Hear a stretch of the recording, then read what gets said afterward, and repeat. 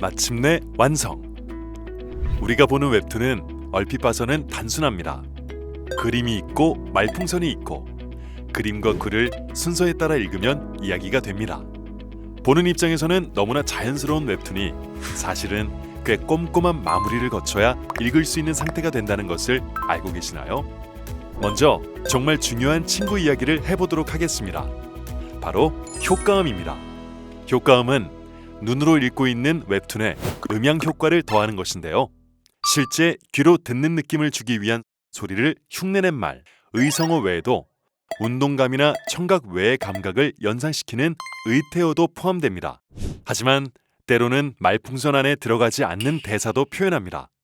앗, 흑, 깍 같은 반사적인 감탄사나 신음, 비명 같은 대사를 말풍선 바깥에서 효과음으로 표현하면 더 날것의 실감이 살아납니다. 시각이 아닌 감각을 시각으로 표현하기 위해서 효과음에는 독특한 디자인을 적용합니다.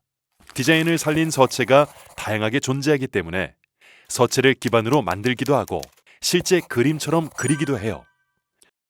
웹툰 작업이 분업화되고 한국에서는 효과음도 소재로서 많이 판매합니다만 효과음은 소품이나 배경처럼 만국 공통으로 사용할 수 있는 소재가 아니기 때문에 구입이 여의치 않다면 만들 때 요령을 조금 익혀두는 것이 좋겠습니다. 크기부터 볼까요? 직관적으로 알기 쉽겠지만 소리 효과음의 경우 독자에게 들리기 원하는 데시벨과 비례하여 크기를 결정하면 됩니다. 큰 소리는 크게요. 반대로 작은 소리는 작게 사용해야겠죠. 같은 원리로 소리가 아닌 동작을 효과음으로 나타낼 때에도 동작이 크고 공공연하면 크기를 크게, 작고 은밀하면 작게 사용합니다. 색상도 비슷하게 생각해 주시면 됩니다. 도드라져야 하는 상황이면 다른 배경과 확연하게 구분되는 색상을 부여하세요. 반대의 경우라고 해도 묻히는 건 안 되겠죠? 적절히 보이는 선에서 표현합니다.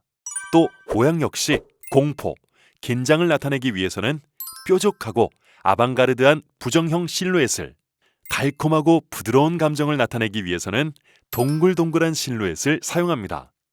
웹툰의 특성상 상하로 시선이 움직이는 점을 사용한 긴 연출에 효과음이 들어가게 된다면 그 효과음 역시 의도하는 시선의 이동거리에 맞게 긴 모양으로 변형하거나 몇 개를 연이어 길게 넣어주시는 것이 좋습니다. 양은 어떨까요? 효과음이 너무 많아서 원고가 시끄럽고 번잡해지는 것을 피해야 하는 만큼 적절하게 사용하는 것도 중요합니다. 효과음이 너무 적으면 원고 전체의 생동감이 떨어질 수 있습니다. 효과선을 비롯한 각종 표시 역시 효과음만큼은 아니어도 중요합니다. 특정 인물이나 사물의 시선을 모아주는 집중선, 빠른 속도를 나타내는 속도선 등의 여러 평행한 직선 혹은 곡선으로 표현한 효과를 말합니다. 깨달음이나 호출에 대한 반응 등을 나타낼 수 있는 작은 막대기 3개, 몸의 떨림을 표시하는 점선 혹은 물결선 같은 것도 효과 표시에 속합니다. 특히 성인을 위한 특정 장면에서 섹시한 느낌을 표현하는 데 필수적인 요소가 효과 패밀리입니다. 잊지 마세요. 상업적 개인적으로 이용 가능한 폰트 중에 수정이 가능한 폰트가 있습니다. 저작권이 모두 다릅니다. 보통 유로 폰트면 수정이 가능한데 폰트별로 살펴봐야 해요. 최근에는 식자 관련해서 봄툰 작품들을 눈여겨보고 있습니다. 봄툰 식자의 특징은 불필요한 기교 없이 만화의 고유인 가독성에 집중하여 상황과 내용을 전달하는 것이 매력이라 할 수 있습니다. 초심자인 분들은 화려한 아이덴티티를 추구하기보단 기초가 탄탄한 작품들을 레퍼런스 삼으시는 게 훨씬 더 발전적입니다. 그런 의미에서 추천드리자면 체크메이트, 멍멍한 관계, 내 생애 최고의 행운, 이 작품들을 추천드립니다. 말풍선과 식자 얘기를 시작해볼까요? 말풍선의 크기는 콘티 단계에서 대사의 양에 따라 적절하게 부여되었다 치면 이제 수많은 말대사와 생각대사의 말풍선을 어떻게 선택할 것인지 고민해야겠죠. 일단 상하 좌우가 완전히 같은 크기인 말풍선에는 명확한 장단점이 있습니다. 장점은 당연히 말풍선 안의 공간을 효율적으로 사용 가능하다는 점입니다. 단점은 긴 단어나 문구가 있을 때 대사의 줄내림이 어색해질 수 있다는 점입니다.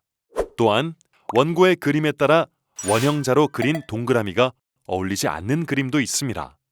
회화적이거나 세밀한 표현이 많은 원고에는 원형 말풍선이 아주 어울리지 않습니다.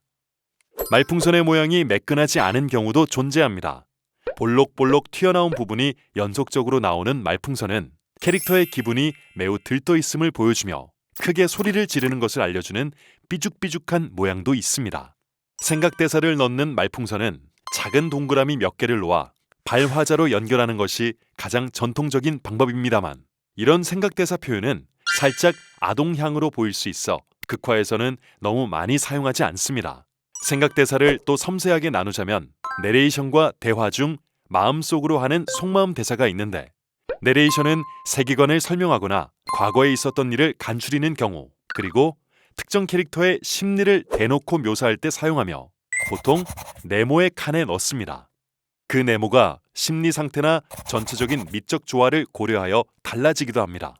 속마음 대사의 작은 동그라미 꼬리 말풍선 대신 극화에서 많이 사용하는 말풍선은 성게입니다.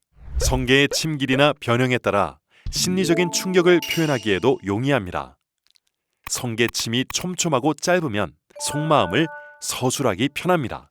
식자를 넣을 때 주의해야 하는 점은 식자가 흉해서 그림과 내용이 방해받으면 안 된다는 점입니다. 내용을 방해하지 않기 위해 식자는 크기와 모양을 용이 주도하게 결정해야 합니다. 먼저 크기. 많은 웹툰은 휴대폰을 통해서 보게 되죠. 내 원고에서 너무 큰 글씨가 보기 싫다고 판단해서 멋대로 글자를 줄여서는 안 됩니다. 그래서 실제 작업을 할 때의 식자 크기는 약간 크다 싶을 정도일 때가 많습니다. 그래서 어떤 크기가 맞지? 라는 질문에 답하기는 어렵습니다.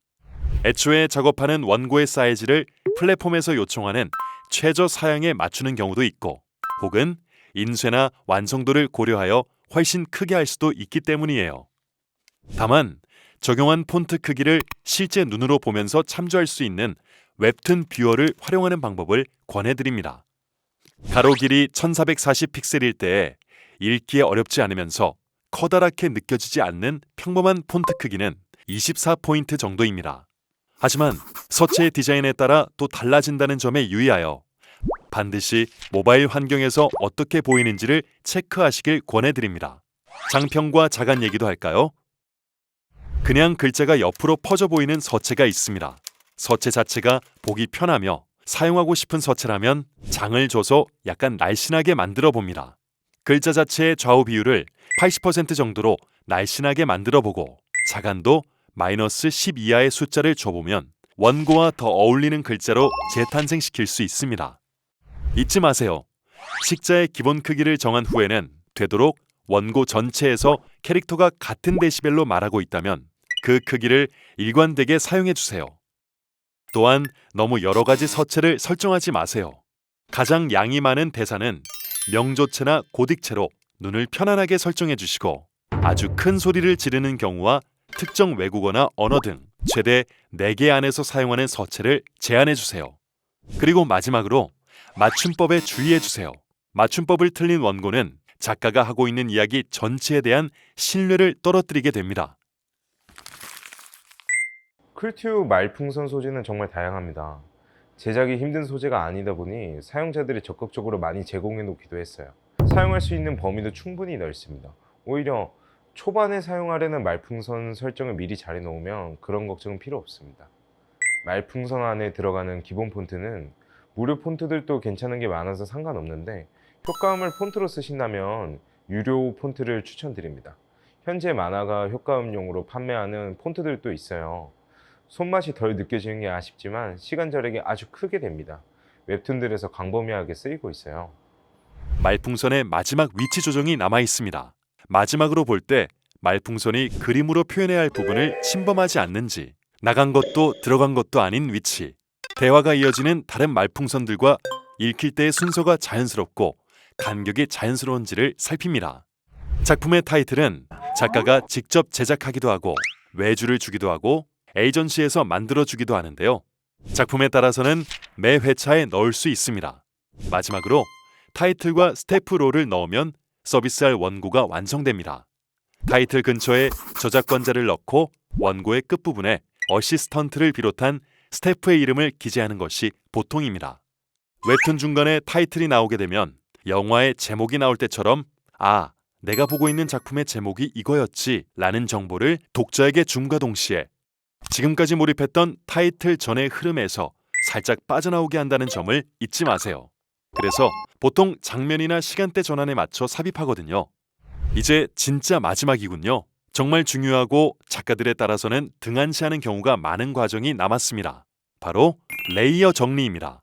원고를 한 층의 파일로 저장하지 않는 이유는 수정을 용이하게 하기 위함도 있지만 그보다는 웹툰의 글로벌화 추세에 맞춰 외국에서 이 원고가 소개될 가능성이나 원고의 요소를 판촉용이나 2차 저작물의 소재로 사용할 수 있기 때문입니다. 작업할 때 생긴 무수한 레이어를 그대로 남겨두면 오히려 힘들 수 있으므로 필요한 레이어로 병합합니다. 인물, 배경, 말풍선, 식자, 효과음 이렇게 5개로 만들어 두시면 현지화 번역 제작에 대응할 수 있는 완벽한 정리가 되겠고요. 어렵다면 인물과 배경을 합친 그림, 말풍선, 식자와 효과음 이 3가지 정도로 만들어 두시는 것이 최소한입니다. 레이어 정리는 클립 스튜디오 파일 상태에서 하셔도 되고 포토샵에서 하셔도 됩니다. 작가가 아닌 로컬라이징이나 2차 디자인 쪽에서는 클립 스튜디오 2를 사용하지 않기 때문에 어차피 PSD 형태로 저장을 해야 합니다.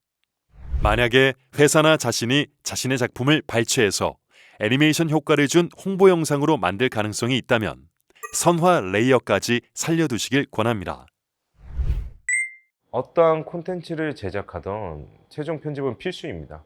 작품을 기획하고 제작하는 데 있어서는 전문가의 시각으로 바라보고 꼼꼼히 작품을 설계하고 만들어 나가야 하겠지만 그렇게 완성된 작품이 세상에 유통되기 전에는 한 발짝 떨어져 대중의 눈높이에 맞춰 독자들이 작품 감상을 방해하는 요소들을 정리하여 소비자들이 군더더기 없이 작품을 즐길 수 있도록 만들어 나가야 합니다.